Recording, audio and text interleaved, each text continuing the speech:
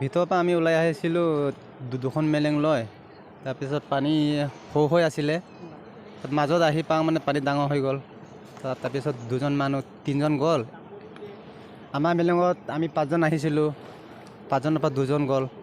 তাৰপিছত আকৌ সিহঁতৰ মেলেঙত 3জন আছিলে, 1জন গুচি গ'ল, 2জন বাচি গ'ল। আমি আছিলোঁ 5জন আছিলোঁ আমি। এইখনত 3জন আছিলে, 8জন মানুহ আছিলে আমি। 3জন আমি 5জন বাচিলোঁ। নামবিলাক কৈ দিছোঁ ন, কি আছিলে কাকাই আৰু কি আছিল নৰ নেকি, কাকাই নৰ আৰু জগু মিলি, তাৰ শৈলৰাম পায়েং, আদিকলীয়া।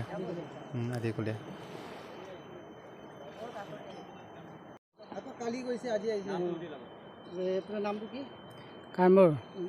মোৰ বাণীকান্ত কাৰ্টন।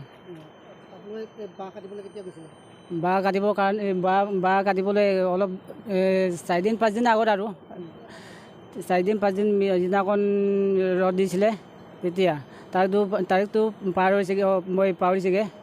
মই মনত পঢ়া শুনা নাই যে, সেইকাৰণে মই ৰ'দ কটাটো কৰি দিছোঁ আৰু। তাৰপিছত বাঁহ কাটিবলৈ গৈছোঁ ঘৰৰ কাৰণে। তাৰপিছত মানুহবিলাক কৈছোঁ ওপৰত বৰ যাব লাগে বুলি, নগ'লে।